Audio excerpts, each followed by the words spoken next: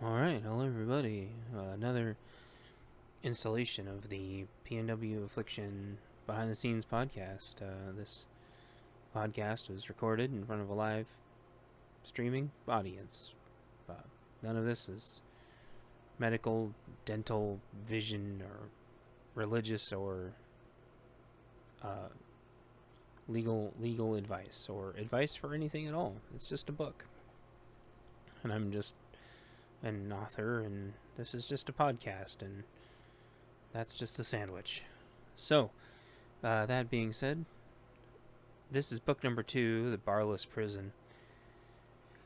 And, towards the end of book 1, oh, if you missed it, there's a podcast for book number 1. Also, lots of spoilers abound. So if you haven't read book 2, then go read book 2.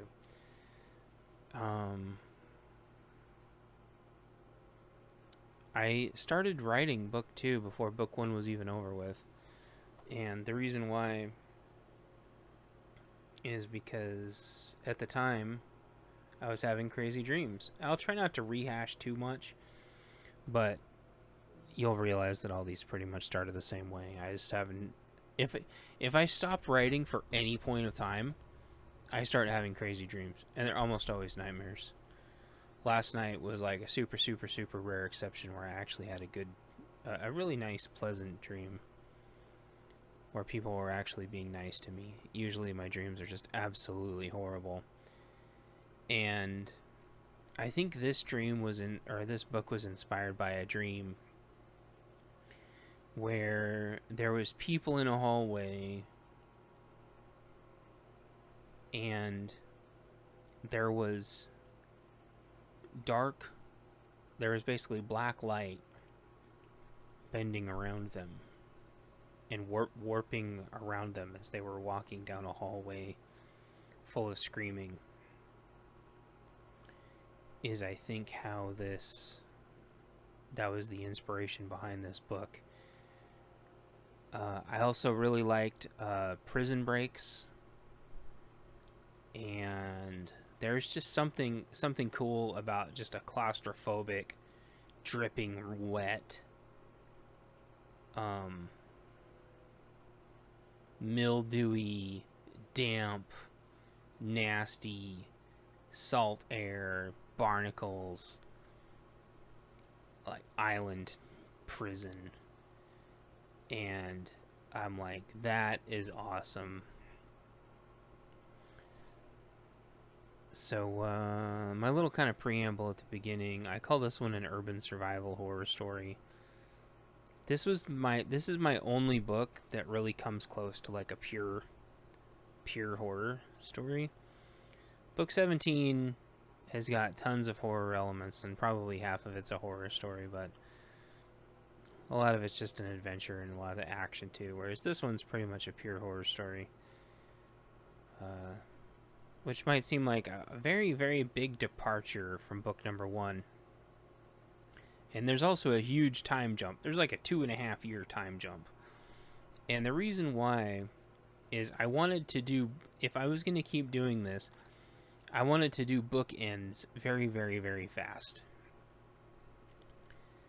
And even though eventually the stories surpass 2.5 years worth of time, they don't for like, I don't even know, book 11, or maybe it's book 11 or 12. I don't know, that finally like surpasses that 2.5 year mark. So, sorry, buddy. His ear was tickling, and so he's not sleeping on my foot anymore. I know. Just lay down. I'm sorry, I bugged you. Oh, stop it, bossy boss. Okay, fine. He's gonna just tumble around. So, where was I? That's kind of how it started, and that's kind of the deal with the bookends. I was really worried if anyone actually did read this that such a huge time jump. Usually time jumps are very bad. Terminator has done them and the time jump was really bad. It's just a lot of stories are like 16 years later. But there was actually a reason for this time jump, and that's because I was making bookends. Not because I was skipping all the interesting stuff. Quite on the contrary, the most interesting stuff in these books ends up being the night of the collapse. And there will be a lot more on that later. This has very, very little to do with the night of the collapse. This is 2.5 years later, and the bad guys have been rounding up the good guys for years now and bringing them to this camp and experimenting on them. This book is the beginning of a new story thread revolving around... A lot of this gets spoiled later, but this starts to hint at more malevolent control in the series. I wanted to get a lot of the supernatural stuff not out of the way. A lot of the supernatural stuff, the ice broken early. So people didn't get too relaxed that there was just going to be no supernatural stuff. And, everything was going to be on the straight and narrow and dry and grounded. I wanted to make as many rules for the book as early as possible, so people understood what the rules were. Much like another one of my big inspirations, Shadowrun. There's kind of a three-dimensional aspect, like the paper, rock, scissors, where you've got the corporeal realm, the astral realm, and the digital realm. It's kind of a three-way system where you've got computers and you've got people, and then you've got all the supernatural stuff. And so this book jumps face first right into the supernatural, but there's a lot of technological grounding that isn't really made apparent until the last book. Obviously, the last book wraps up a lot of stuff. This story really wraps up almost all of it by book 15. That being said, I believe in book 12. I get 11 and 12 mixed up. I wrote them both at the same time. I wrote 9 and 10 and 11 and 12 both in their same respective times, so I get those books mixed up. I do solve it there though, and not solve more. There's more of the hints and clues there, and then most of it's resolved in book 15. So that's kind of that out of the way. Here's my foreword again.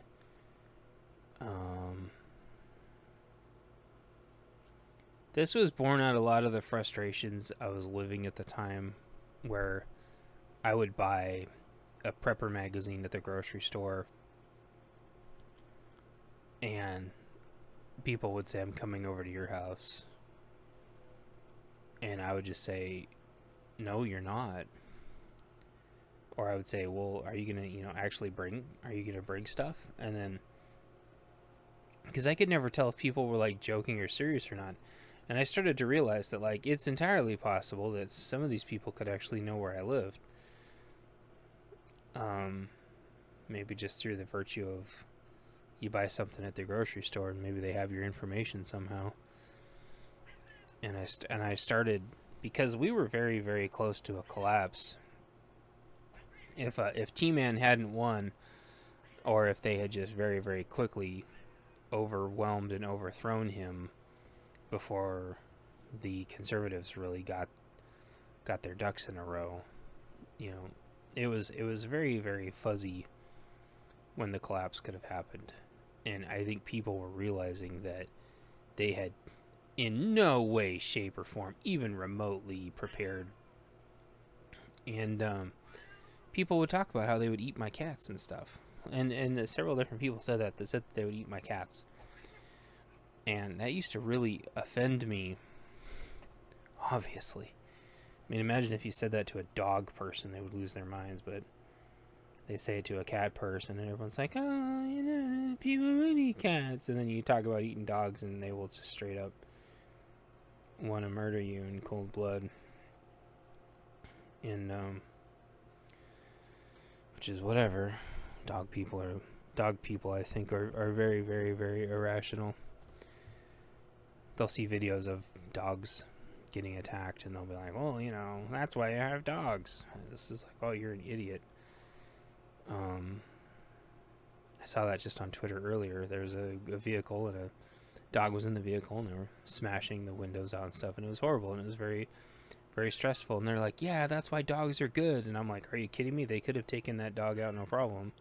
It was a big bulldog or whatever, but it's like, are you kidding me? Dogs are like absolute sitting ducks. Very, very, very, very, very few dogs, unless they're very highly trained, will do anything at all. And even very, very, very highly trained dogs, if the person's strong enough, they can just walk off with the dog. There's videos of people just walking off with police canines on their arm, just picking them up and walking off, and they can do whatever they want with them. And it's horribly terrifying. And dog people, I think, are very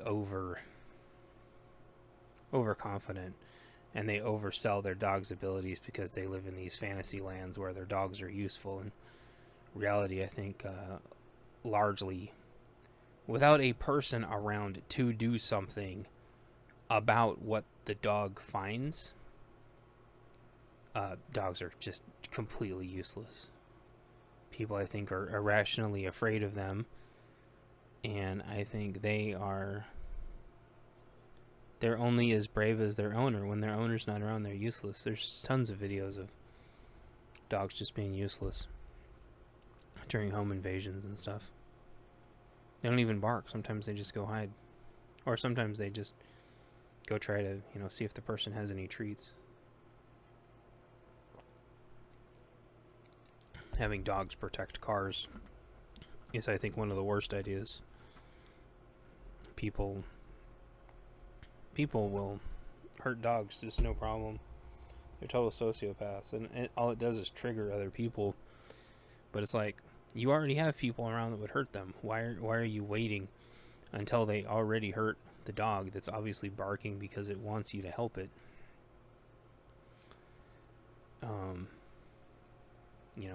It's saying that something's wrong and nobody's doing anything about it.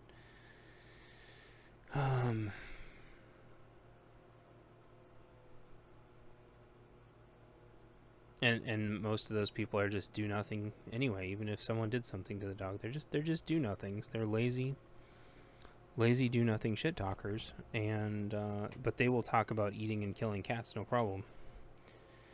And I had finally really got sick of it, and I had a guy at work tell me right to my face, that he would have no problem killing my cats. And it was like totally unprovoked out of nowhere. Just me and my friend, who she passed away. And we both had cats from a litter together. We each got a cat from a litter, and she was a really good friend of mine. And me and her were talking about cats, and this stupid piece of shit neckbeard just said he would kill my cats at work, right in front of her, because we sat next to each other. And I mean, there was a cube between us, but you get the idea. And it was one of those things where it's like, what do you do? Go tell HR that you've got just like a raging psychopath? And to me, anyone that would hurt an animal, that's a gateway to, people abuse. And finally, the laws got caught up. There's a reason to all this, by the way, if you're wondering. Finally, the laws got caught up, and they started treating animal abuse pretty darn close to human abuse, which I think is fantastic. And so that was where a lot of the frustration from the forward came from, is people saying that they were refusing to prepare,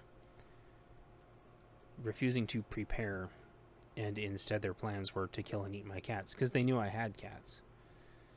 And I used to tell them, like, so you have all this time to prepare, you know something's going to happen, but you're still refusing to. And your plan's to kill my cats. And they'd go, yeah. And I would go, okay, interesting. And we always made sure we had enough cat food for our cats. And so it blew my mind that that's how sick people were. And that was one of my big aha moments, as to how horribly sick people were. And also to realize, you buy a prepper magazine, and some of those people are tagging you. Some of them are saying, oh, that guy's a whack job. Other people are saying, oh, I'm coming to that guy's house, he's buying a prepper magazine. And interestingly enough, so I do tons of research for my books, and both cats and dogs will eat meat, but only one of them can breed off of a pure meat diet. A lot of people don't know that dogs and cats largely need like grain sorts of like nutritions and stuff. Like, both dogs and cats will eat grass. Whether or not they can digest it is a different story. Alright, I wanted to look that up to make sure I got it right. Basically, dogs, if you imagine like being descended from wolves, used to eat meat, but they still need like vitamins, right? You can feed them all meat, but they'll get sick. You can also feed them on a non-meat diet, as long as they get protein, whereas cats have to have meat to get their protein, or not to get their protein, to get all the vitamins and stuff. And so it's important for people to know, like, when you have cats, if you're going to prep for them, not only do cats eat a lot less food, well, because they eat tinier portions, but you will need, a decent amount of protein to keep your cats healthy, or they won't reproduce. They won't die, although they'll get sick, but they won't reproduce, and then you'll run out of cats. Whereas dogs, you shouldn't just be feeding them pure protein. They need other vitamins and stuff. So I'd always joke with people that they think that they'll kill and eat my cats, and I'd say, well, my cats will also eat them. And while that's been contentious whether or not cats can digest meat from looters and rioters and stuff, and home invaders in a SHTF situation, I mean, you have to imagine like bobcats and cougars and bears and lions and tigers and wolves and stuff, probably thousands of years ago, all hunted humans at some point. And so I don't know, I don't like to argue with stupid people, because I get into stupid conversations like that. But I still, the point of all that was, it was ironic, people thinking that they were going to come and kill and eat my cat, when it'd be just as likely that my cat would also in turn be able to eat them, and they would be food for the cats. So a little dark there, but those were like the kinds of things, like, where people were, talking about, like, last book with like purge lists. People know you have cats, they see a cat in the window and they're hungry, and they believe that they're now entitled to your cat, even though you saved up cat food and all kinds of nutritious different cat foods to take care of your cats, which a lot of people, even more so now, recognize them as emotional support animals, and dogs too. But I would rather starve than eat somebody's pet. I think it's absolutely insane. People just need to be able to accept that they didn't prepare and go out into the woods. If you're going to eat somebody's pet, you've forfeited your existence if they have the means to defend themselves. And I address that a little bit more in book 18, where it's like, it's not whether or not I'm willing to take you out for this. It's whether or not you're willing to get taken out for this. I'm trying to use my words carefully so I don't get shadow banned. And be really unfortunate. But yeah, these behind the scenes involve a lot of darkness that I had to kind of turn into a little bit more, not positive, but lighthearted. So I think otherwise, though, this blog might be a little short. I'm not sure yet. This is a transition, like I talked about at the end of the last blog, where even though there's time jumps, I transition the end to the beginning of the next story. I do this for the first 8 books until there's kind of like a little interlude, then 11 through 14. Yeah, well, 9 through 14. Bunch of different side stories and then introducing more characters. I get rid of the transitions then. I'm pretty sure I get rid of the transitions then. So we'll get into that more later. I don't want to spoil a lot. Otherwise I won't have anything to talk about for those books. So in these books, I sort of kind of imagine them as a movie a little bit too, with like the different ethnicities and what like the casting would look like.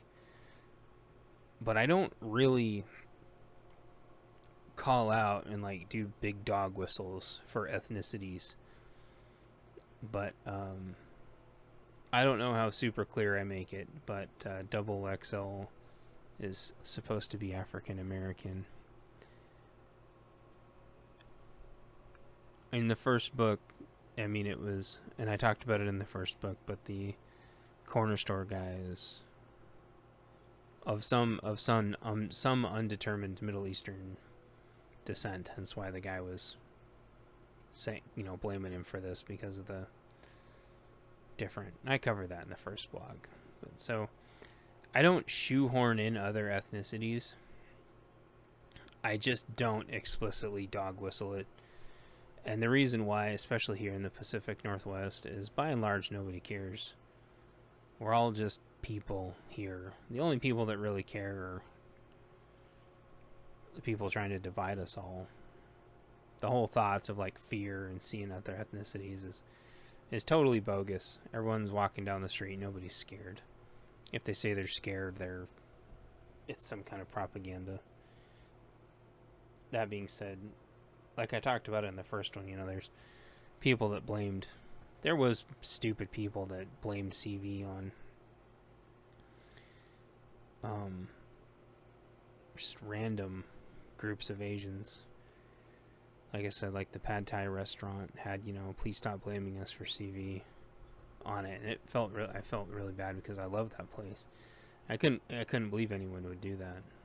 But what I try to do, these books are really about bringing people together from all kinds of different cultures and backgrounds and ethnicities. And to me, diversity is like the diversity of thought and the diversity of like true, legitimate, real diversity, which is being able to see things from different perspectives.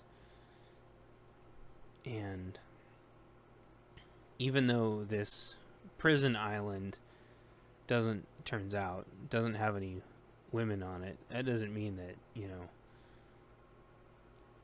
there's not cultural and ethnic and historical diversity.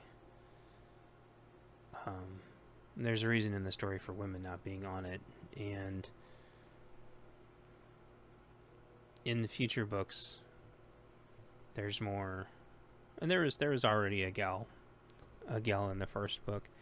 I work really hard to just involve as many people as I can, but have it not diversity for the sake of inclusivity, diversity for the sake of just having tons and tons of different ways of looking at problems and solving problems,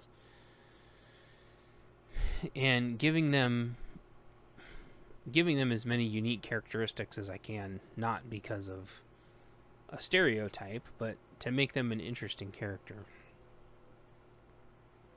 And so, again, there's a lot more of that in the future books, but I did want to note that for Double XL. And I don't call it out in the books, but I'll talk about it in the behind the scenes stuff. And the Double XL is obviously like extra extra large, which is a name he gave himself. Everyone gives themselves 3-letter acronyms in here, so nobody knows their names. A lot of people stop using their names already, and it just goes, in the future, like nobody would use their real names for anything anymore. So he calls himself Double XL. The main character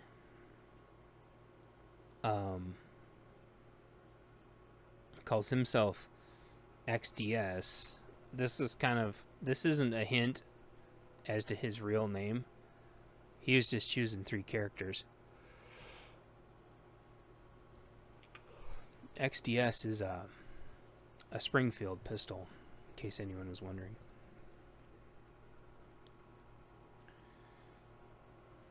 So there's hints as what his name could be, but that's not his name. This starts to explain the prison. This is also the very first introduction of one of the big bads of the series, which are the dreaded mutant seal, sea lion, walruses. I don't know how I came up with this.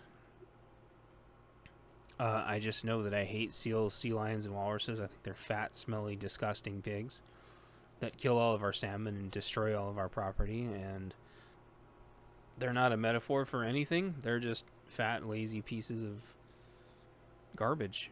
And it just so turned out when I was doing research to actually see if walruses and seals and sea lions were all reproducibly compatible. They're not. Because I was trying to get like some of their anatomy right. Like some of them have flippers and some of them I think more have actual like legs, and I was trying to get the different names for all of them right. I do a lot of research for these books. But then it turned out in the research that there actually was some kind of funky virus that didn't really kill off any of them, but it still made them a protected species, and that's why there's just tens of thousands of the damn things.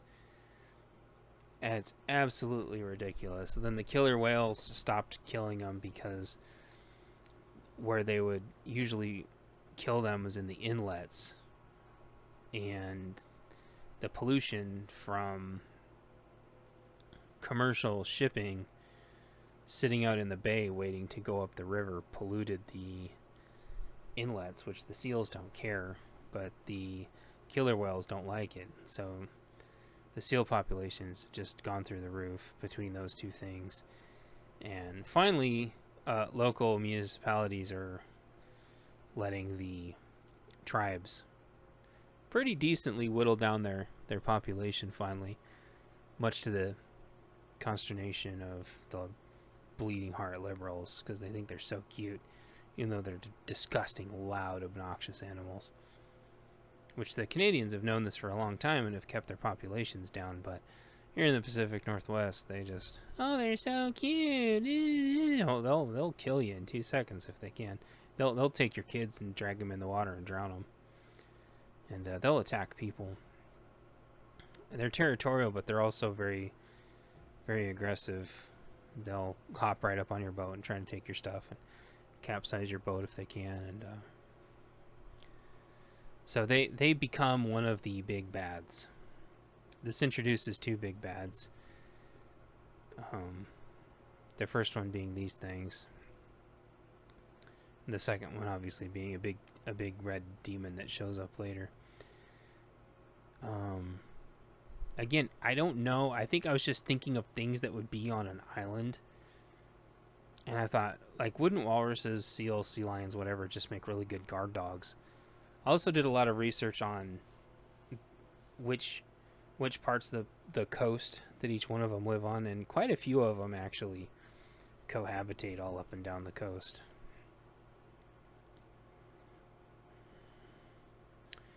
XPX is a third character in the story. Even though there's multiple characters in this one, it's still being told from first person. This was because I was very uncomfortable telling stories from third person yet. And I didn't know how to say things that the character wouldn't know.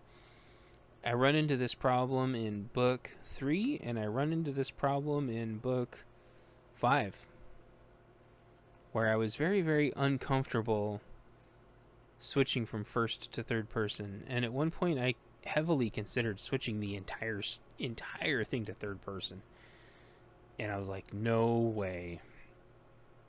It would have been an insane amount of work. But also, I liked the idea of first person because the person could imagine putting themselves in that situation. That's also why the main character doesn't have a name. So whenever he experiences anything from somebody else, it has to be them telling him about it or him trying to imagine it and put it together. That's all the way through book 5. Finally, in book 6, I switched to third person for a book. Before book 7, switching back to first person, and then book 8, where I'll be switching back to third person, and I stay third person. Except for some little quick callbacks to how the main character is doing. Which I think Chekoa was the first person to really put it together. Which is impressive, but I'm not surprised. Chekoa seems to pay really good attention to this stuff. I haven't been calling out all of my D-Live friends. In the first podcast, I didn't call any of them out. A lot of them I couldn't remember who exactly put which things together and helped me which things. If I was going to give any shout-outs, it was Callie Kit Kat who gave me the validation I needed that the books were actually transitioning together properly. And Jilly J, who's been there for like every single online or every single live narration so far, and they've all been extremely supportive. And several others gave me feedback, but I can't remember all the rest of their names. But there's been tons of Fugal fam that were very, very, very supportive, especially in book 18, where they helped me with a lot of names and stuff. And the reason why I'm bringing that up is because I gave Chekoa a shout out, so if any of them are listening,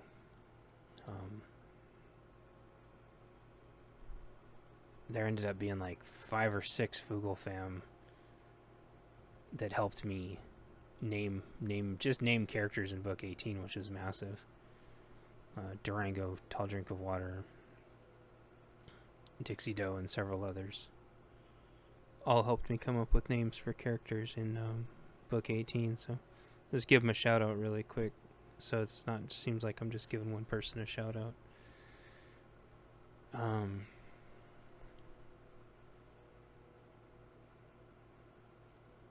XPX is an abbreviation of a company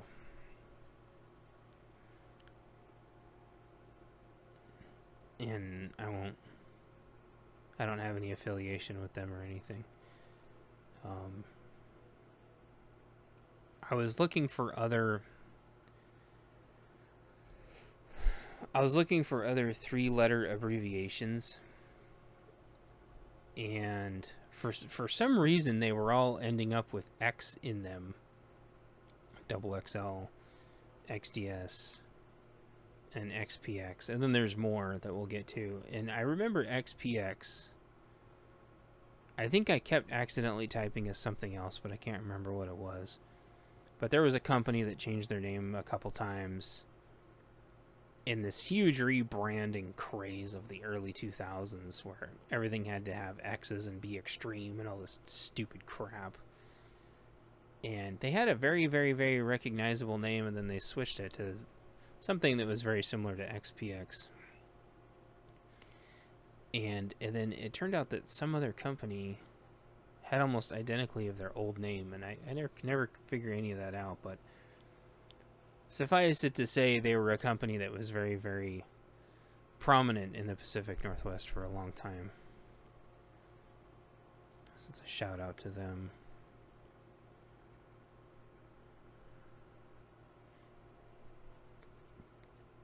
So this is the main character just starting to kind of but kind of introduce his cellmates. Because remember, he's trying to tell stories. That's why I brought up Chekoa to begin with, because she kind of put it together. And there's a lot of like riddles and mysteries and to figure out, and that was one of them. So that's how all the shoutouts got started. But yeah, he's really telling a story right now, and so he's kind of explaining the characters to everybody. Not the characters, he's explaining the people that he's with. And he's kind of trying to piece everybody together and piece out the situation. And they each have a lot of baggage. They talk about the light absorbent orderlies. I think I jump back and forth as to whether or not the light is being absorbed or if the light's bending around them. It's sort of an optical illusion. And if you try to imagine black light, it would look really weird, and I don't know if it would look more like it was being absorbed or more if it was warping around the person. I'm not sure. So those two things kind of interchangeably skip around, but you get the idea. This introduces the fact that the lab, these doctors are trying to put together, basically trying to understand and do testing on a fear engine, and that's when you realize that this place is being ran by a fear demon, which gets extrapolated later in later books. In book number 4. That's right, in book number 4 also. And in book 11 or 12? I can't remember. Book 15. Mental also with this book. Probably one of my biggest fears is insane asylums. So having an insane asylum was pretty intense for me to write about, and just think about all the anguish and people just bashing their heads in, trying to get the horror out of their minds. They all have tons of cameras on them, so it's really hard for them to operate. They can't just walk away because the fear engine's blasting down the hallway, which induces just horrible night terrors. 7 centimeter spikes is supposed to be 9-inch nails. It just kind of so happened like NNN, 9-inch nails, and then 7 centimeter spikes. It's kind of like an S, so it's like SSS. I don't know. I thought it was pretty clever.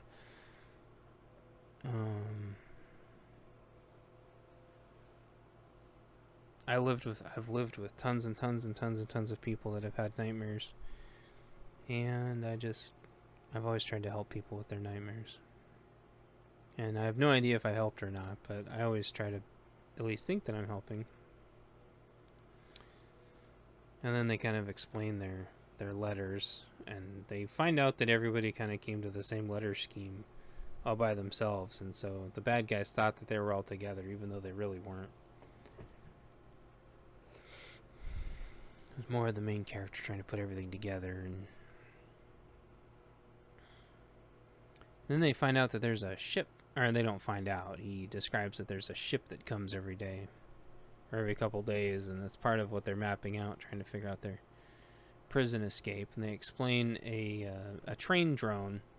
This is sort of the introduction that drones are really big in these stories.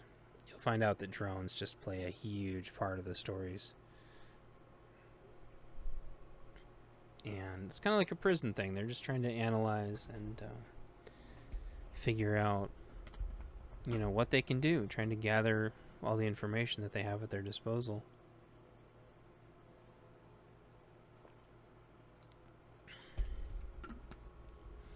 Trying to realize that, there's lots of other parts of the warehouse that they haven't seen.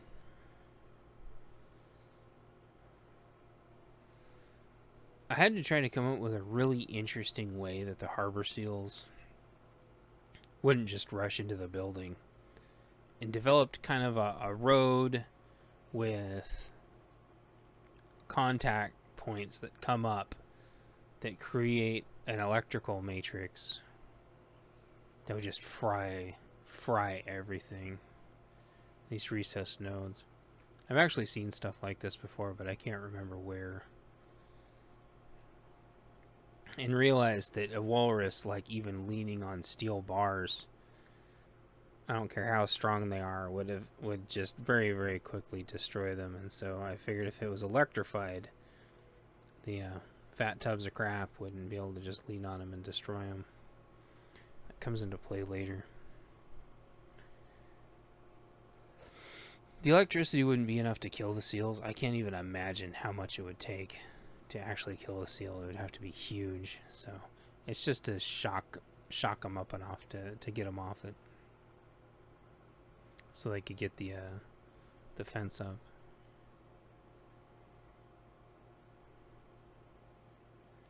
This starts to explain that there's a government that takes over Sealth.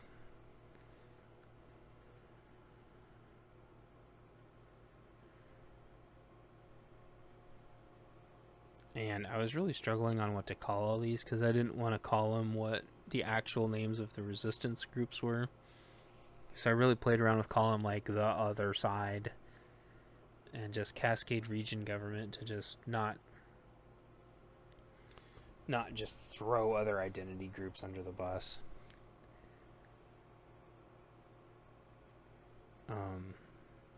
Identity politics is insanely complicated in the Pacific Northwest.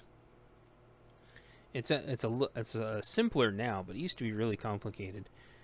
There was a group that really started out as sort of anarcho, like libertarian environmentalists, almost. They weren't like Greenpeace, but they were really into protecting the forest and stuff, and just kind of having their own bioregion. And it turned out they got infiltrated by a bunch of different groups at the same time. They got infiltrated by nationalists, and they got infiltrated by full-blown anarchists. And so sort of both, they got infiltrated by both sides of the spectrum and really lost kind of what made them unique. And for the most part, they dissolved. But this would be like what would happen if that hadn't happened. If they hadn't got infiltrated by anarchists and nationalists, and had sort of, I mean, they were already like a little far left libertarian, but you go too far left of libertarian and you're just anarchists, and obviously you go too far to the right, and instead of being a regional, you just become like you really just become a nationalist at that point, instead of just saying, well, hey, people could live here or whatever. Instead, it just becomes nationalist, and then totalitarian. It's like anarchists. You go too far to the left, and you just loop right back around to totalitarian again, instead of everyone just leaving everyone alone. So kind of had to skirt around that a little bit, because it's way too complicated to explain in a book. It would literally end up, identity politics would end up literally just being its own book, and it would be really boring. And it's very fluid. It changes all the time. Like how they're trying to stick a lot of the pea dough stuff into the alphabet group. So in this fictional story, the seals fictionally crossbreed into something even worse. In reality, apparently this can't happen. Or if it does happen, it hasn't turned into a main breed. It's turned into kind of mutants. But in my book, kind of the biology gets fuzzy a little bit. And I can't remember if I really stated a reason for that, but the biology gets a little fuzzy. It's not like a nuke goes off or anything, but yeah. This is where I sort of explain how some of the breeds have feet, and some have forward flippers, and some have black flippers, and that's why is it sea lions? Sea lions don't really have back feet. They have teeny tiny underdeveloped flippers, kind of like how T-Rexes have little hands. So that's why they just sort of undulate everywhere like big fat slugs. Whereas sea lions can actually, or because like walruses, I was talking about walruses with the little itty bitty back flippers. Sea lions are actually pretty damn fast.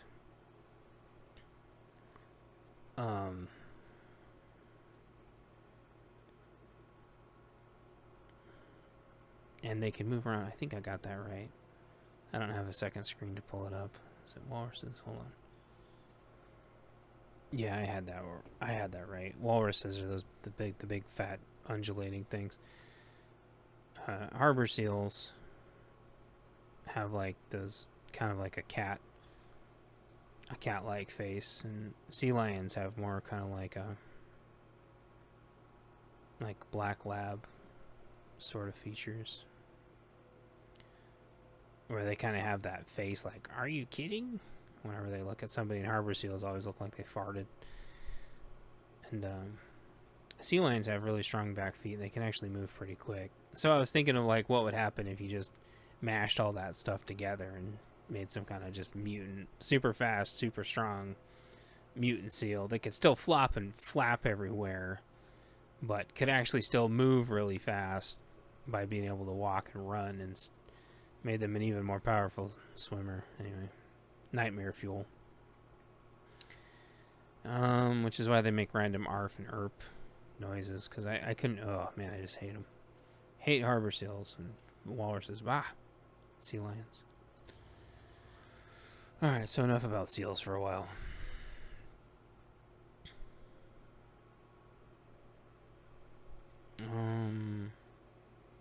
Like I said, I might not actually have a lot of kind of background information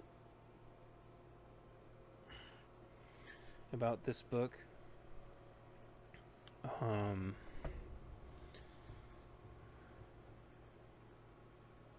One of the kind of the most proud things I was of myself and my storytelling abilities was coming up with a way, like I was saying earlier, to tell other characters information when I wouldn't be able to experience it from, or I wouldn't be able to describe it from a first-person perspective. And so, basically, what I did, there's cameras. They can't, they can't do anything. They can't talk because they don't want to give out any information. You start to realize Double XL's may be way, way smarter than he actually is. He may just be playing dumb. And you realize that it's entirely possible all these characters are badasses. And I came up with this thing. I was floored. And it's like, it's only 17 pages in. Like, what are you talking about? Like, big deal. But, like, telling shadow puppet stories and then switching into first person and acting like he was telling shadow puppet stories is massive to me. That was just a huge, like, things that, like, maybe people have done the shadow puppet storytelling thing before. This is way before they did it in Legion with the Shadow King. Although maybe they had the Shadow King do it in some of the old comics, but still, I don't know. But telling stories with shadow puppets I thought was just awesome. Obviously, people have been telling shadow... You get the idea. The old, like... Well, if people are in caves and only see shadow puppets, they think that's real, whatever. But I thought it was really cool. And, if there's no TVs or whatever, I imagine people would go back to being shadow puppets. And that's where I was really trying to give Double XL...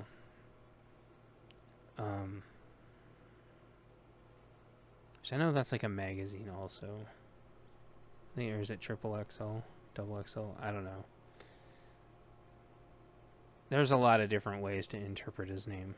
So, I didn't explain what it was. So there's things that people could imagine. I thought the shadow puppet thing was awesome because then I could have it switch to first person with him. Since I still wasn't comfortable with third person. And I was able to tell a story, which of course him and his lady friend were trying to have a secret rendezvous.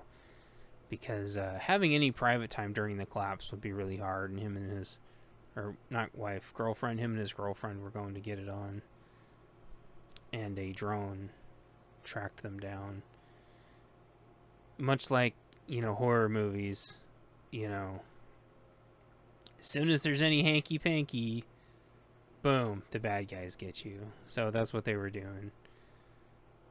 And I think in one of the later books, even in like the Hamlet with the main character, they're like, okay, people, stop sneaking off into the forest to have, private time. We're in lockdown. Because, in those like survival books, or survival movies or whatever, people are always sneaking off for hanky-panky, and that's when the zombies get you, or the aliens, or whatever. And so it turns out Double XL is really, really a brave character, and was able to save his entire prepper group, or survival group, by leading the drone away, grabbing the GPS and leading the drone away. They captured him.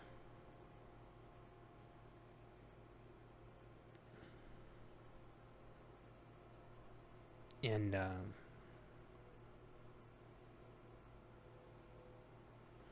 should really italicize this.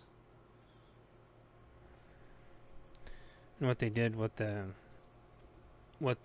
survival group did, is they left a note on the drone. And they basically said, we're coming back for him, so take good care of him. And basically what that did was that set up like why Double XL doesn't get like really, really roughed up.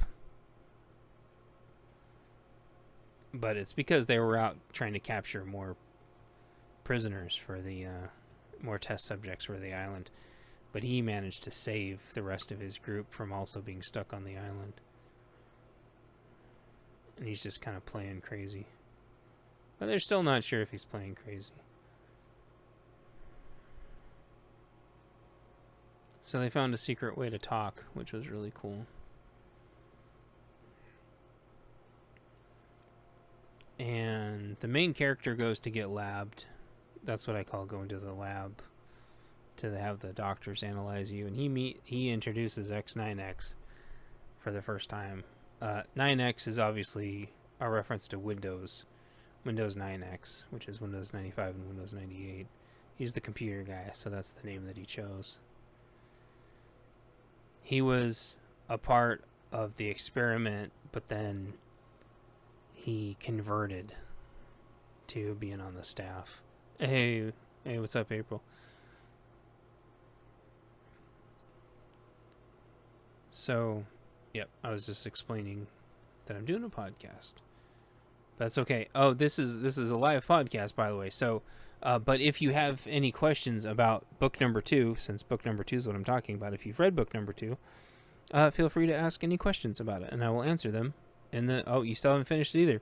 So, spoilers. There's going to be all kinds of spoilers for book number 2. And book number 2 is a horror one, so it's a lot darker. LOL. Talks about not knowing the breaking point and not knowing if you have to pretend that you're about to break, or if you pretend for too long and then you do break, then you go crazy. Because there's, throughout the story, people are just randomly going crazy, and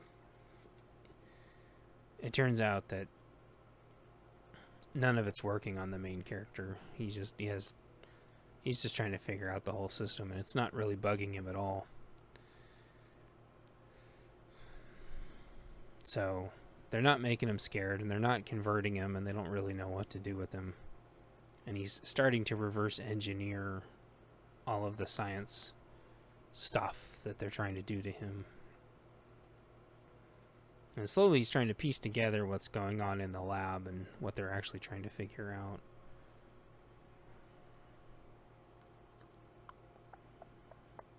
That's when he realizes that there's still no women or children. But also somewhere in here, he realizes not only is someone spying on them while they're in the lab, but he realizes that there's no women or children on the island anymore.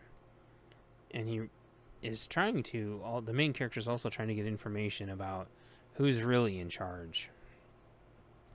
Because they've seen the helicopter. I don't know if he talks about it yet, but they see a helicopter coming and going, and presumably that's whoever's in charge.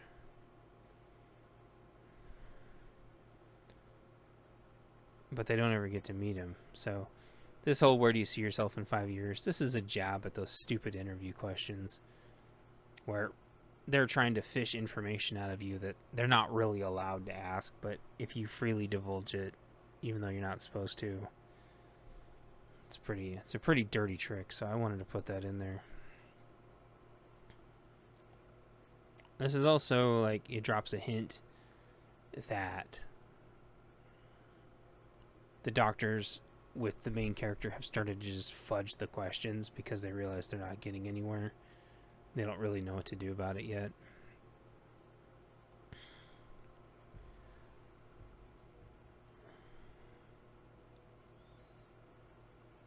There, and that's when he finds the photograph of the wife and child. This is a jab at way back when they stopped letting people have pictures of their family members at their offices. He was offending other people or some damn thing. This is when he realized they're being spied on. He figures it's X9X though, and to not betray him, he does a little thing with the eyeballs, showing that the light was on. And he also realizes that the doctor knows that he is really, really observant, and so the doctor figures if anyone was spying on them, that the main character would be able to find it. What he didn't count on is that the main character would find it and just not immediately blurt it out, since the main character likes to just blurt things out sometimes.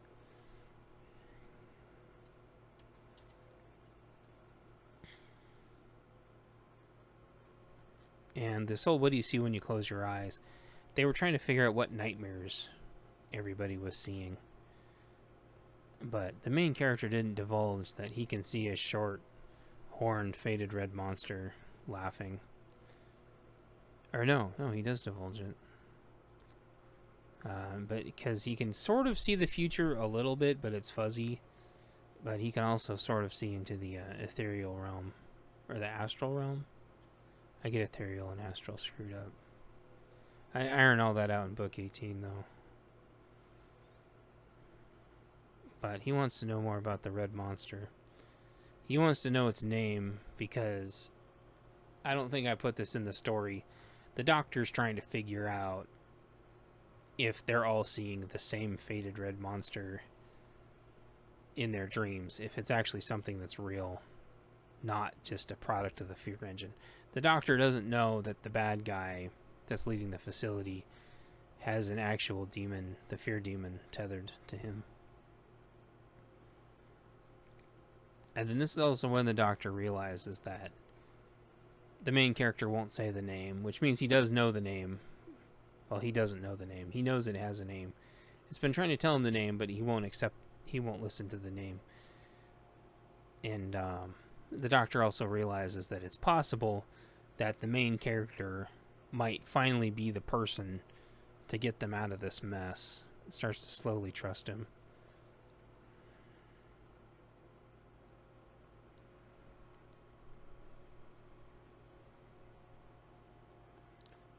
And more kind of banter. This is also very, very carefully, when I started this whole day 1, day 2, day 3 thing, I end up carrying this through a lot of my books. It was kind of like a very kind of a heisty, prison escapey thing to do. But this morning, noon, night, I realized not only did it help me edit really, really easily, but I felt like anyone reading it would be able to follow the story along much easier, even though it's like very on the nose. But I didn't care. Just for the sake of readability, I really liked it. So it talks about XPX getting his stainless steel spork. They each, because they were doing such a good job, they each got sort of kind of a half reward, but they really questioned how much it's a reward and how much of it's another test. They get a 3-ring binder and a spiral bound notebook, writing utensils, and XPX gets a spork. Because they've just been eating with their hands. And he gets a spork and he doesn't know why. Yet.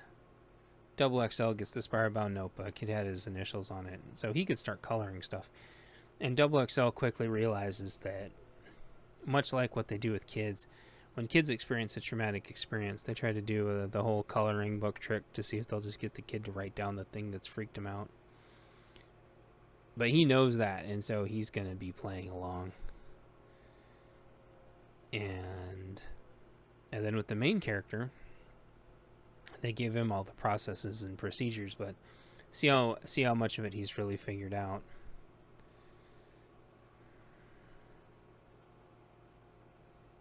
Man, things keep like flickering, but there's no lights on in here, so I'm pretty sure it's just my brain. I don't think the screen's flickering. There's no storm going on right now. It's really freaking me out.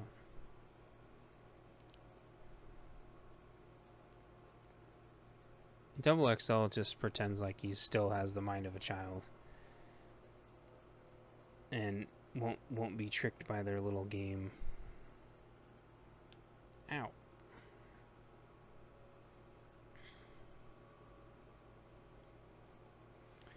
And XPX realizes that he can the spoon is shiny enough to where he can see across the room without seeing his guilt, quote unquote. I think the guilt, what he sees, gets brought up here in a little bit. Looks like I accidentally skipped it. Main character fills out more and more of the information that he thinks he knows, trying to put the facility together. And the orderlies get more and more complacent.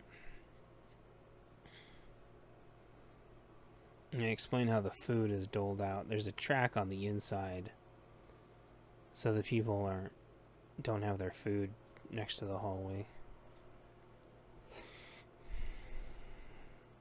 And it turns out that they've been eating seal meat all along, which is pretty funny. And Double XL likes to taunt the seals, saying that he's eating their brothers and sisters.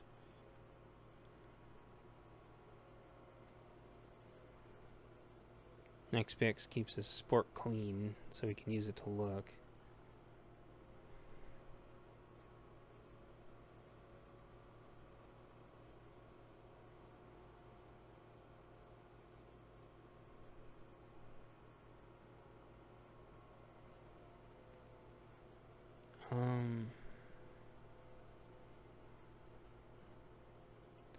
Not sure if I've missed it yet, but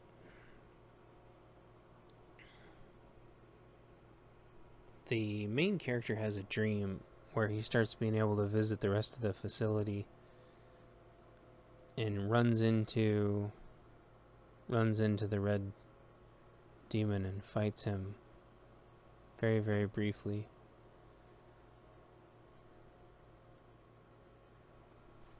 But I'm not sure. Maybe I accidentally skipped it.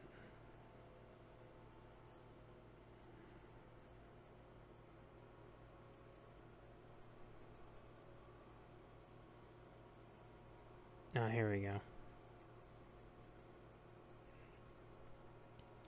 There's a little girl ghost, and she leads him through the facility in the astral plane.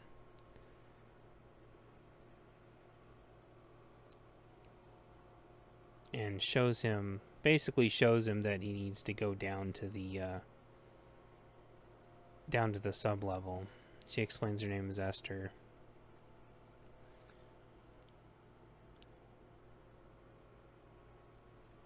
And finds out that she had hung herself to prevent herself as being used as leverage over her dad. And it turns out her dad used to be a worker at the facility, but they were using the women and children as leverage to keep the dads working. Since she hung herself, it forced them all off the island. It forced all the women and children off the island. Otherwise, the dads wouldn't work anymore, and so they said, no more until you make sure that our kids are safe and our wives are safe. We're not going to work. So Esther sacrificed herself for that. And the main character realizes that, then he runs into the real monster. This red demon. This starts to go into some of the lore of how the astral realm, the astral plane, works in this story. I wasn't sure how well this would be taken. This is kind of how I understand it to work. It may be interpreted differently for everybody, but basically the demon is tethered to a human and kind of gets dragged around by it. But as long as they're close to each other, it's relatively strong, but the further it gets away, it sort of gets dragged like a big bungee cord. And they tend to be very cocky and underestimate people in the astral realm, even if they're very powerful. And the main character addresses him and just says, I'm not one to be messed with. And basically just doesn't try to, get the demon to underestimate him. He just makes first hard contact just to kind of set the record straight of, the demon may be stronger than him, but he has the technical knowledge to be able to use the strength that he has more efficiently. And the demon becomes re-aware of his shortcomings, which is being tethered to a body. Whereas the main character can't stray too far from his body but he's not. He doesn't get weaker by getting further away from it, but he still can't stray too far, or things get hazy and sort of dizzy and fuzzy and vertigo, so he has to stay relatively close. But he can travel further than the demon can, because he has to leech off a host to maintain his strength where in the corporeal plane. He's in the ethereal plane, but he's attached to a body in the corporeal plane. Blah, blah, blah, blah, blah. That would take a whole book, I think, probably to explain it, but you sort of get the idea. There are two different kinds of spirits, basically, or whatever you want to call them. That's why they're each different but similar in their rules. Demons are stronger, but they have to be tethered.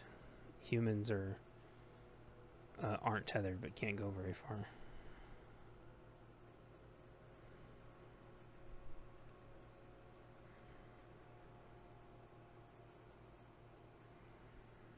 And they're not as strong. So that gives the main character the information on Esther. He realizes that Esther is XPX's kid, and realizes that XPX has been seeing her hanging everywhere. In every single corner he looks at, he sees her hanging everywhere. And he realizes that XPX has been blaming himself. But XPX won't do it without proof. And the main character gets a letter that Esther wrote, his daughter, telling him that it's not his fault. And that gets XPX to join their little escaping scheme.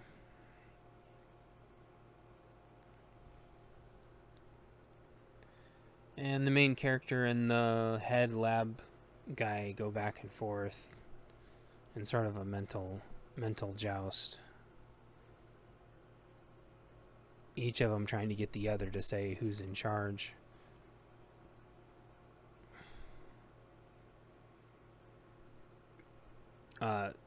Esther hanging herself was another dream that I had for some reason, of like a girl hanging in a corner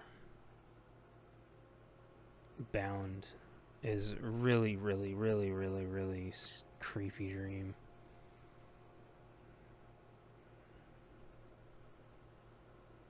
But she was like really peaceful. And so I couldn't imagine just if someone had to just see that everywhere they looked.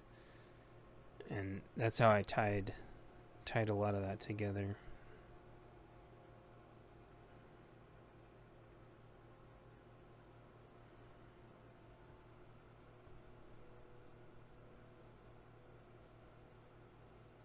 Because what the Nightmare Engine does is it takes things that should be seemingly peaceful and then just makes them like unimaginably like twisted and horrible. Even if they're, I can't think of what the word's called. Not surreal, but kind of surreal. I don't know. Surreal, but turns them into horror.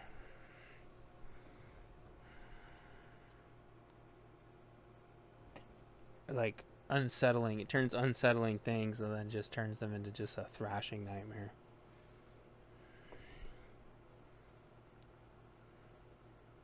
Yeah, and Esther explains the whole shadoodle.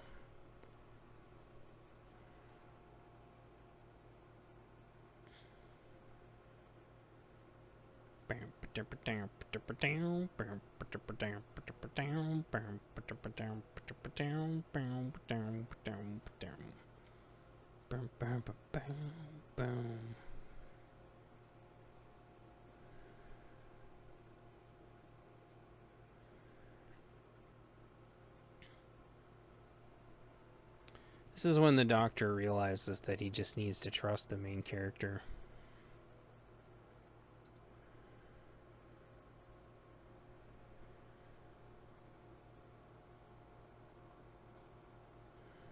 And that the main character really can get him out. And the main character realizes the Doctor just fudges the questions.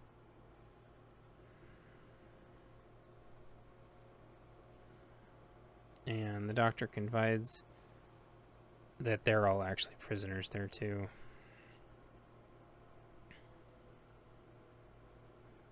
And finally just explains the whole... Doctor just finally explains the whole process to him.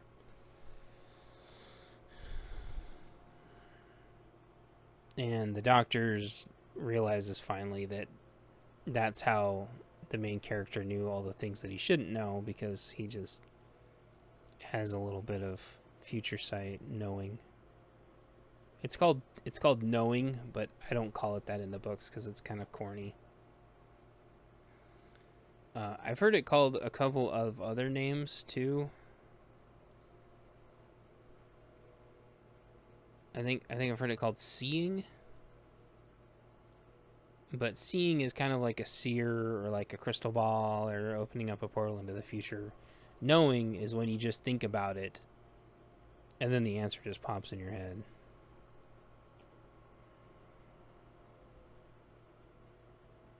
This is also where he drops a big deuce on the whole thing, saying that there's actually as many seven of the facilities, and he's only at one of the 7.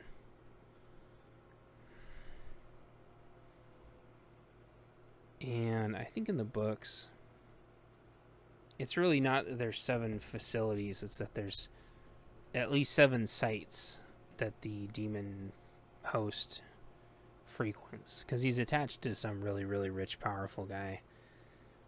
And there's the ship from book 4, spoilers. There's the island in book 2. There's a mansion, bunker kind of a thing downtown. And then there's a mansion in the woods. So I think that's at least like 4 of the areas. He has more. I don't cover all of them. He's one of the big bads, but I don't ground the whole thing. I don't grind the whole thing into the ground. But it is touched on quite a bit. It is a major component to the stories.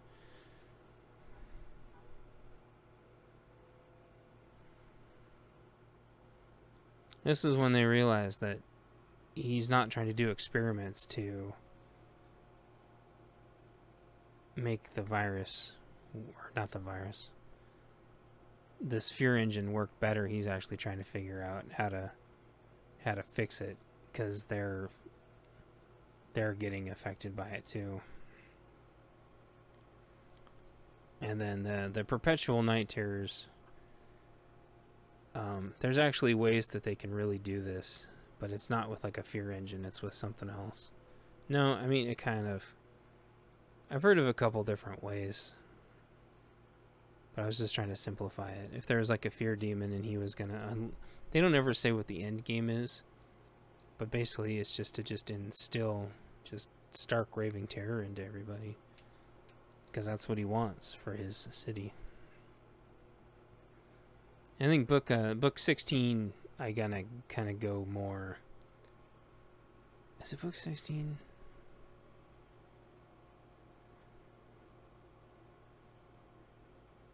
I think book 16 is one of them where I go more into this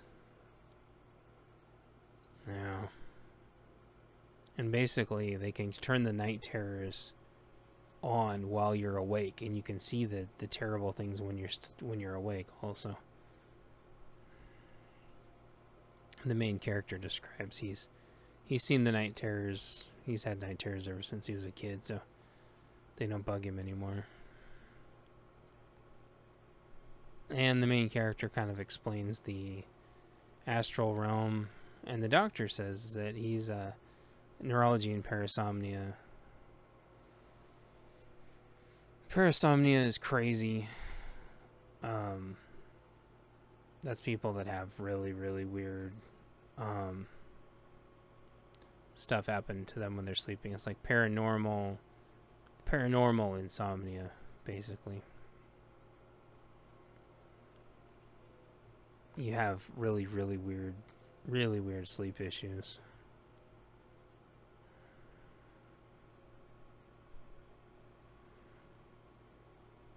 They talk about nightmares. This is when they start to talk about, open up the suggestion that character or certain animals and different spiritual creatures from the astral, from the ethereal plane or the umbral plane or whatever, can log into dreams when people are asleep, which is a prevailing theme later on. The doctor's really getting into it, and he's trying to figure all this out.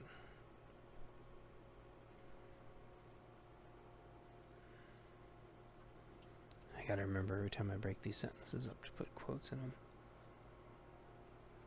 And yes, I'm editing as I go, in case you're unfamiliar. Like, these books are never, like, really done. I keep making teeny tiny tweaks to them all the time. And the main character talks about how he fights demons in his sleep on the regular. The doctor still keeps trying to get the guy's name, the demon's name, because the doctor knows the demon's name. But he wants to know if the main character knows it, to try to validate this whole thing. Since he knows the name, though, the fact of knowing the demon's name is starting to eat at him. Because knowing their names is really, really bad. It gives them a certain level of power over you. It gives them an access point, kind of. He's screwed because he knows the name, and he's a scientist, so he wasn't being conscientious of that. And unknowingly, by trying to pressure the main character into knowing the name, even though it'll validate his beliefs, it'll leave the main character vulnerable too. So he's unknowingly trying to pressure him into being vulnerable. And this is when the doctor realizes that he screwed up by knowing the name.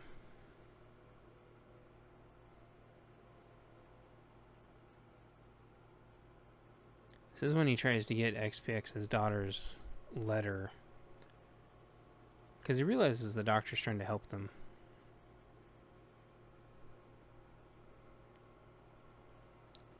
And then the main character wants to talk to X9X.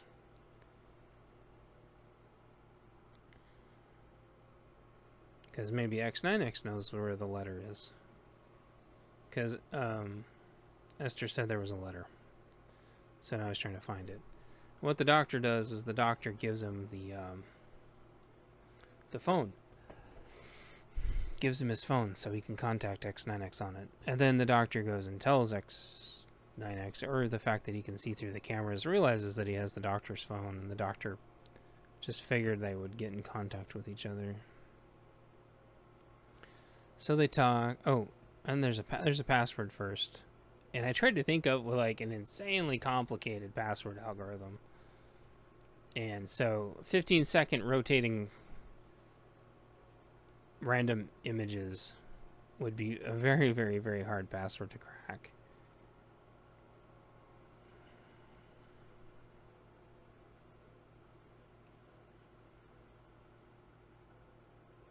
I thought that was pretty clever.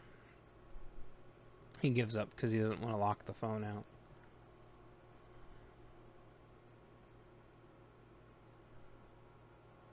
And they find the letter and bring it to him.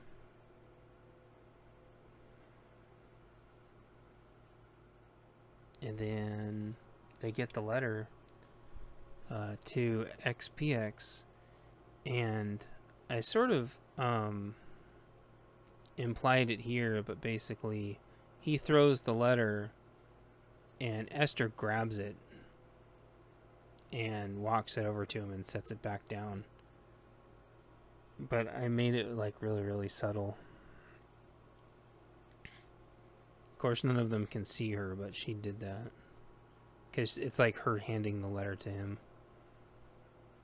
It doesn't say what the letter is, but it really, really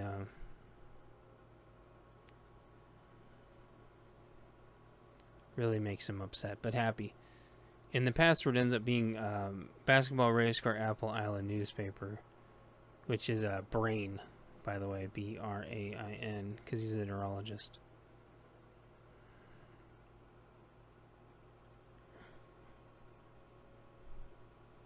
And there's already a message waiting for him. Message me back when you get this unlocked.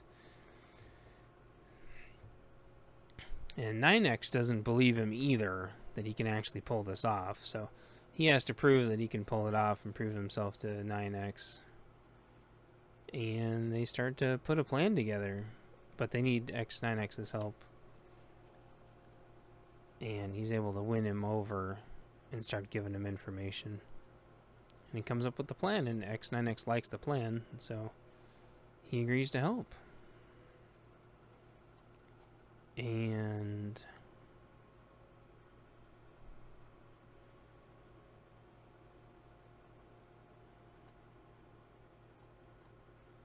that's pretty much it.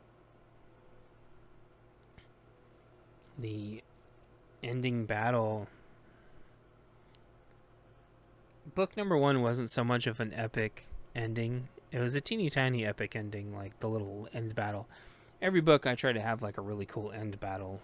And every book I try to like up how cool the end battle is. And this one has the drone fighting off the SEALs and the security guards getting locked out and eaten alive, and the drone grabbing the boat and not letting it go, and like a last stand of the people on the boat trying to fight the SEALs.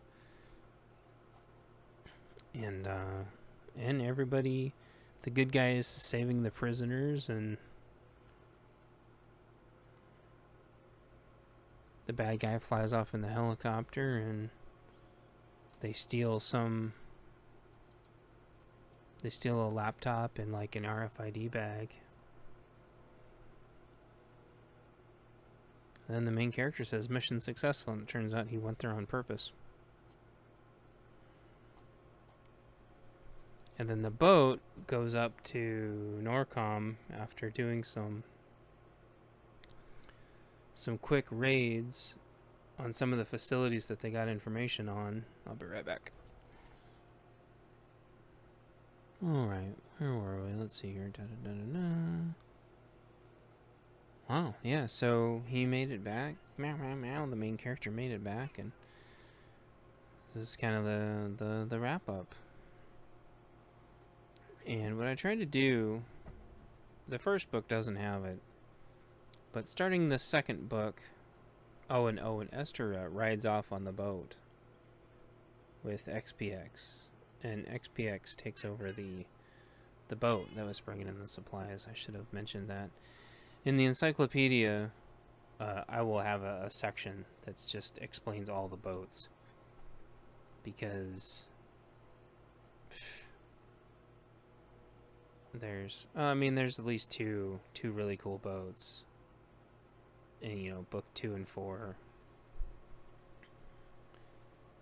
And then there's some in some future books. Maybe not. I don't know. They're cool to me. The boats are cool to me. I eventually wanted to explain the whole fleet, but I think I don't explain very many of the ships as nearly as much as I think I do. But book 2 is one ship, and then book 4 is a really big ship too. So maybe someday. It'll go in the encyclopedia though. At least 2 ships. Now this is kind of the wrap. Oh, and Double XL goes back, and his girlfriend's waiting for him, and they rescue all the people that were the families of the prisoners and staff, and they relocate them to safe places, and the bad guys don't abduct them anymore for experiments.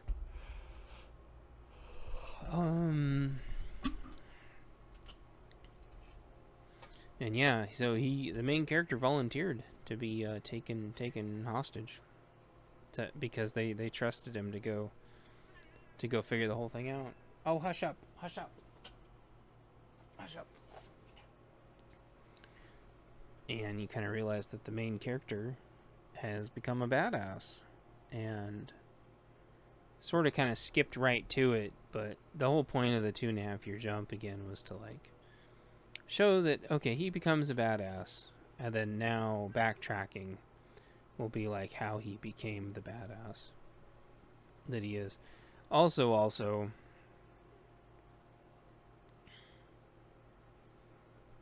let's see.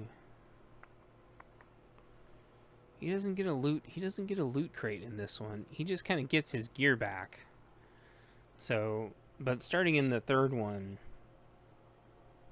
and forward, he starts to kind of get loot crates. Again, sort of like video games. Plus, I just think it's fun. It'd be fun. Like I was telling some people in chat this a while back. Like, imagine if you worked really hard, and then, you know, at the end of the day, you come home and there's like a loot crate for you to open. You know, it'd be pretty cool. So, yeah. That's the end of book 2. Now what I will do is... So this is the cover for book 2. I legitimately looked for... I legitimately looked for stock art. Or, not stock art. Stock photos. Free.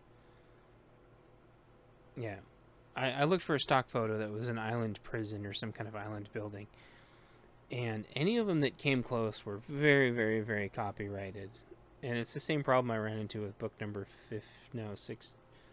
17. Book number 17. And it really discouraged me. And I just realized, like, you know what? I did the cover art for book number 1, which did not turn out how it should have, but it ended up just kind of sticking. And so I realized I really just needed to do the artwork for book number 2. And yeah, this is about as good as my crappy artwork gets. And this is when I try really hard on it even. But the facility, you should be able to see my mouse cursor. Basically, this is the power station. One of the other characters goes to the power station and tells him how to overload it. And there's a basement here, obviously. This is the helicopter pad that he lands on. This is the elevators. This is the warehouse. And there's another one. I was really debating whether to show you guys the other artwork in the behind the scenes. This one, it might actually help. Then this is the long hallway where everybody gets tortured. And then this is a little lighthouse, because I love lighthouses. And this is the boat ramp. And then this are the fences and the tracks and stuff. So the little train can go into the warehouse area and drop off supplies. So I'll just go ahead and share this one with you guys. This is the internals of the building. And this is sort of kind of like a DLC, sort of a bonus that you get when I release this on paper. When I release this in print again. It doesn't look good on Kindle. But I wanted to show you guys anyway, because I think for the first book, you don't really need to see the layout. But for me to sort of kind of explain it all, this is a kind of a, what's it called, a cutaway or something like that. The reason why this one isn't in Vizio and the ones for book number 1 and book number 4 are in Vizio is because those are both like floor plans in the narrative, whereas in book 2 and 3 the character handwrites them. And how I was telling you, like, they gave him a notebook of stuff. You know, in the notebook, he was writing out what he thought the floor plans were. And so he was trying to guess, like, okay, I'm surrounded by SEALs. This is the island base. This is the guard shack, the main entrance. And then this is the tracked area for the warehouse. He doesn't know what's down there. That's the basement. He guesses the power building's that way. He knows there's a basement here, but he doesn't know what's down there. Then this is the main lab, the backup lab. And then these are the dorms where the staff and security sleep. Main lab, backup lab. So this is the big lab that he was going into. This is the backup lab where they do their quieter, individual lab experiments. Come on, Ringo. Not now. And then he thinks 9X is in here, but he's not sure. And then the reason why they each have little doors this way, boop, boop, boop, boop, boop, boop, boop, is so they can stay out of this, like, main hallway. And it doesn't really show it here, but basically there's, like, the fear... Stop it. There's, like, the fear generator's right here, and it's broadcasting down into these little, like, alcoves, or I think they call them nooks, where you think that you're in, like, a cavern, where it's kind of like they built the building into a cavern, kind of. And then there's little, again, like, kind of like Alcatraz or something, where there's kind of like gated, barred, tiny windows out to let oxygen in, and you could climb up and look out, but all you're seeing is bad, the walruses, seals. I realize, though, in looking at this is one of those funny things where you write your book and then you write your map and make sure you don't have everything screwed up. Not that nobody's ever gonna know, because I don't think people are really that detailed, but in case they are, you realize that the main characters, even though you imagine them down here looking across, you realize that they actually have to be on this side to be looking this way to see the boats, and that the whole time you've actually got the map upside down. And I think that's really interesting to think about, and I think I caught that. So it's actually X9X that's on this side. I mean, not X9X. XPX that's on this side, and Double XL and XDS are actually, like, here somewhere. They're not towards the end, but they're not really towards the beginning. I think they're, like, right here, I think. And then XPX is over here.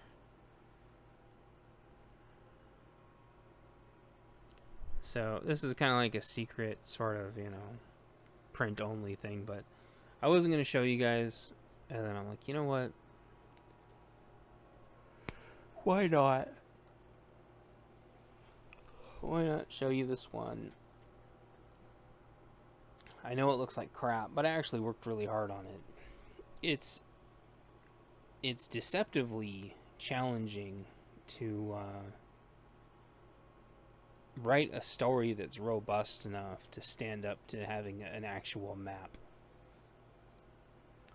And then I think it's even harder to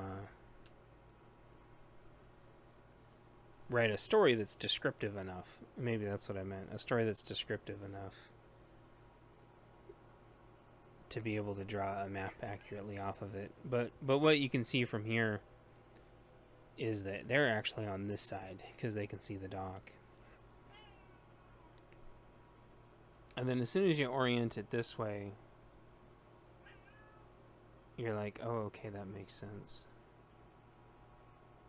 So from their perspective here, they're looking that way. And so to them, it would seem like, their backs how do I explain this? It's kind of a weird perspective. XPX is across from them. So to them, they're always this way, looking this way.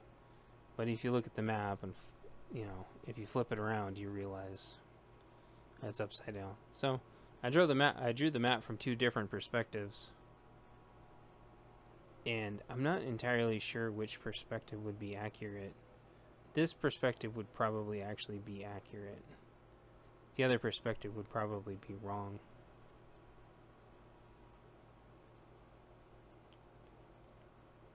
But it just depends if you... I guess he doesn't know which way north is, and so he just maybe... I don't know. I do these kind of helicopter views, and the helicopter would be flying from the shore. So this would be...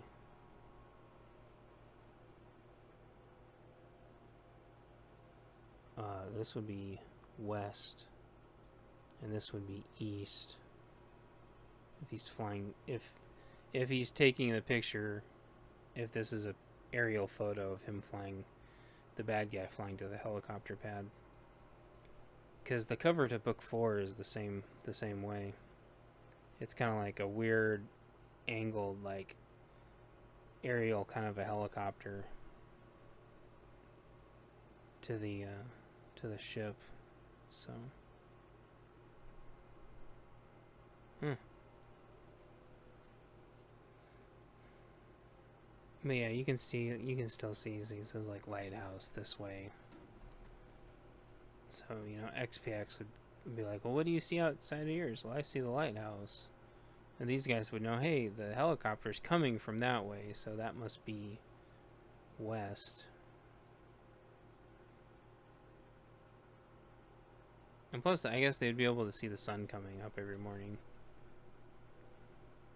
Or no, so that'd be east. Yeah, they'd know that was east. But I meant that this is like the west direction, so this is west, so this would be north. So I guess it would have been more accurate to draw it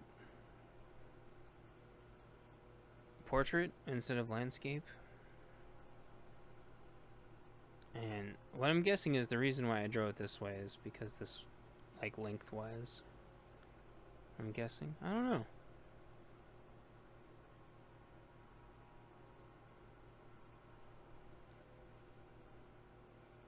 That's a good question. It's one of those fun things about if there's a writer that's ever watching these someday 1,000 years from now, it really, really helps, although it's not necessary, it really helps to have some maps to orient with. There's nothing wrong with what I did of having this oriented wrong, because it's perspective, right? Maybe the main character's perspective was, this is how he imagined the floor plan in his mind. He didn't see it portrait, he saw it landscape. And that's why there's really no right or wrong answers if he's the one telling the story. Shoot, what else was I gonna say? The cat's clawing the crap out of my leg. Since my arm's not on my leg. Just lay down, you brat. Stop clawing me.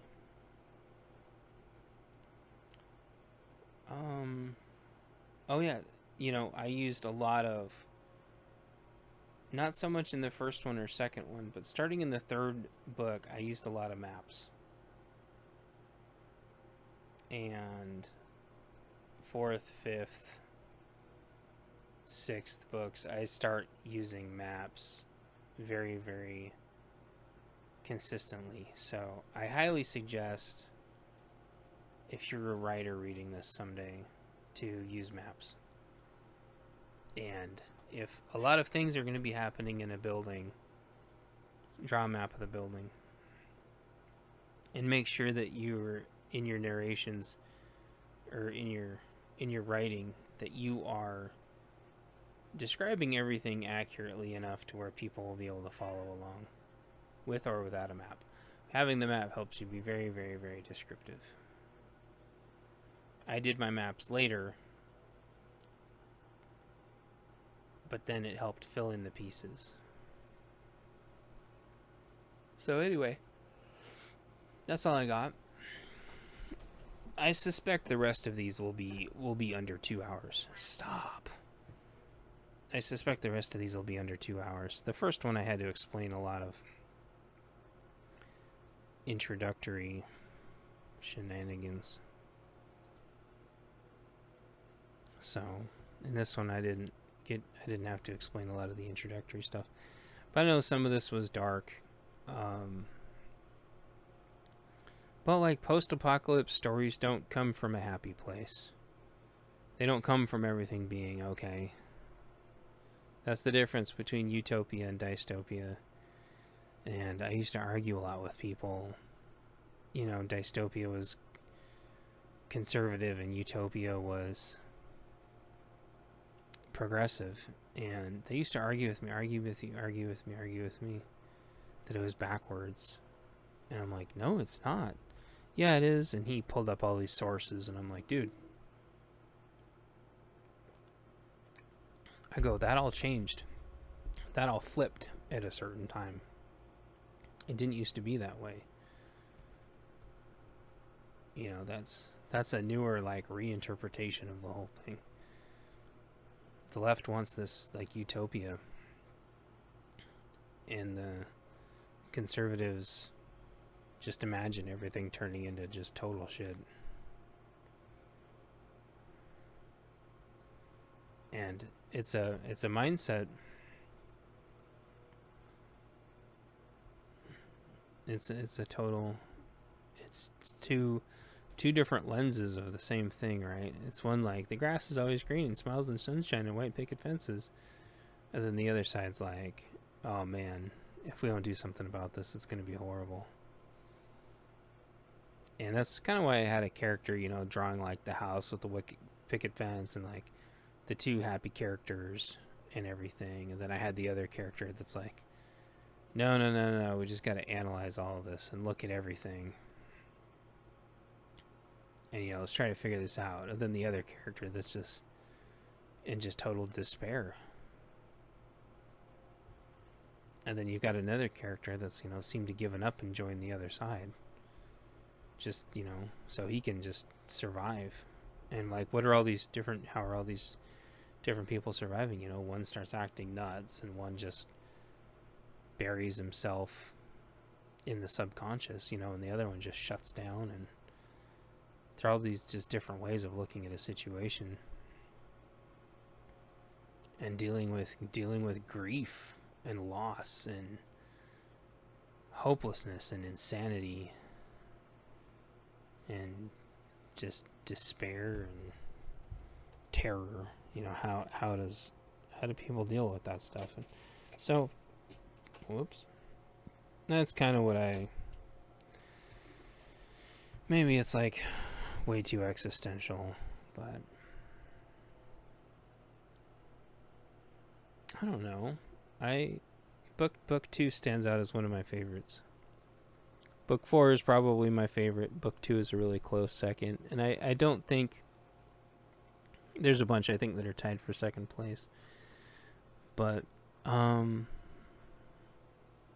don't think it's any surprise that the book's revolving around, like, the ships and the fear engine and leaning heavily into, like, nightmares and fear and terror and stuff. It seems to end up being like a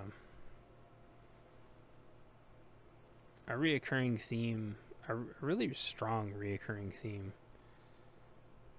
But I try not to lean into it too heavily, but it's one of those ever-present things that just kind of comes back. It's like you go near the water, like book 17. Book 17? Yeah, you go near the water and you're going to have to deal with the seals. You know, you go in the city and you're going to have to deal with the demons. You know, it's... I can't think of the right word. Hyperbole, maybe. But It's the thought that you've just got all these different forces of nature, and some of them are evil and some of them are just products of the environment, and you combine it all together and it just creates this big character, and you realize that none of these are really the main character or any of the one big bad. It doesn't matter if they're like mobs or whatever. You realize the whole thing is just one big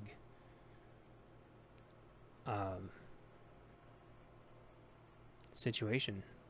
It's just one big living, breathing thing.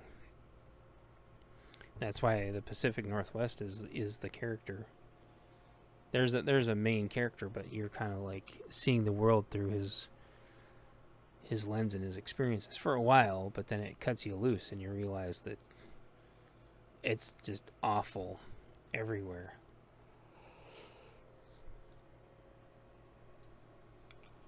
There's no utopia where everything's fine. It's all bad.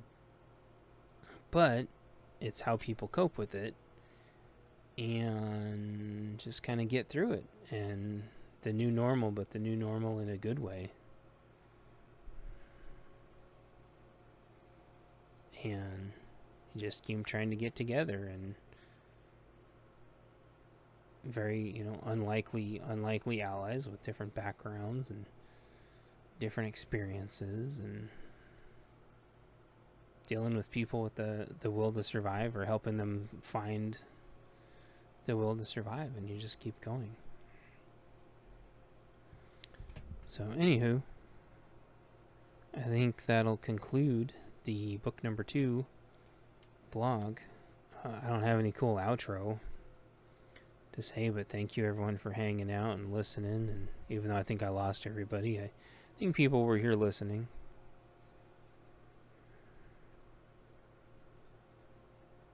And I know this one was really dark and it bugs me. And I gotta say, one of the scariest things is sharing my dreams. And again, it was because I was worried that people would analyze them. So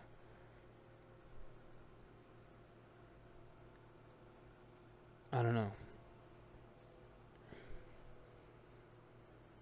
Maybe this was all a mistake, and maybe sharing my dreams, my nightmares, was a bad idea, but kind of part of the philosophy of all this is like, what if the nightmares became reality, became like things that you could see, like waking nightmares. And how bad would that be? It's like taking your fears and manifesting them. So it just becomes one of many themes. It's kind of a heavy theme, but again, that was kind of the whole point of like throwing the heavy into book number 2, to see like, do people really want to come along for the ride? And I dial it back. Like, although 3 and 4 still have, well, all the books have, little dosages of horror in them. I think part of it was to realize like people aren't alone in their torment. You don't have to keep your torment bottled up. It's okay to be brave. Be brave and realize, if you're being tormented, that you're not alone. And it's not that there's literally someone or something causing everyone to be terrified, but there's no reason why you can't just say, hey, are you alright? Everything's going to be okay. We're going to get through this together. Or you don't say everything's going to be okay. We're going to get through this together. Bad dreams suck, but they're just dreams. And the thing that I always remind myself, and I don't think this is in any of my books, another kind of a mantra, but whatever is going to happen is either going to be super obvious or nothing we've ever expected. And that's been my mantra for a really, really, really, really, really long time. Don't expect the rapture. Don't expect patriots to come save you. Don't expect the government to come save you. Don't expect the police to come save you or whatever, aliens to come save you. It's going to be bad. It's going to be scary. And it's okay to be scared, but, you know, be prepared. Don't let the darkness consume you.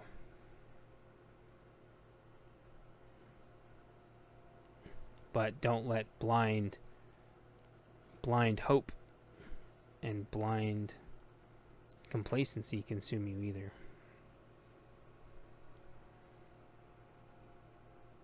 And don't become a prisoner in your own mind. I know I tackle that. I end up tackling that a lot in my books too. It's okay to talk to people you trust. And that's like what my characters do. They talk to the people that they trust, and they face their fears, and they overcome them through the help of others and working as a team. But I'm rambling now. I just think it's important that everybody takes care of themselves and realizes that we'll all get through this together, no matter what it is, no matter when you're hearing this. I wrote this 3.5 years ago, and it's only becoming more true, not less true. People are still scared to share their dreams. They're still scared of being judged, and they're still scared of losing their friends and family to how they think or feel. I don't think dreams are random things, but I don't think that they're things that we should be judging each other on either. They're not a cudgel to beat each other with, or something to, you know, throw somebody in a psycho ward.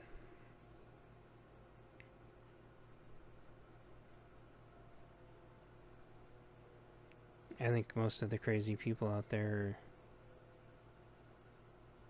so crazy that people think they're normal.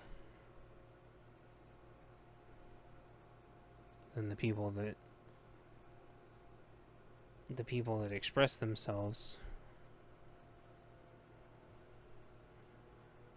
in awkwardly, who aren't socially accepted, are like the ones that need the most patience. The ones that outwardly act crazy have no idea. They're just role playing what they think people with challenges, social challenges or whatever. And I think most importantly, it's just okay to say that you don't know. You know, don't try to be something that you're not, but it's okay to say that you don't know. But it's okay to reach out. Don't freak out, but it's okay to reach out. And hopefully people like these blogs, because my books are about hope and not being alone and finding new friends and building trust and spending time talking to people, and not for your own gain, just to build relationships and find like-minded people. So anyway, I'm gonna end this one here, but thank you for hanging out and listening. I hope you guys like these little blog behind the scenes blogs that I'm doing. So it's gonna be a little while before I do number 3. I want to make sure that there isn't anybody that wants to read book number 3 before I spoil it. I don't know. We'll see. But I will talk to you all later. I hope this is well received. Please be patient and kind. Thank you. Goodbye.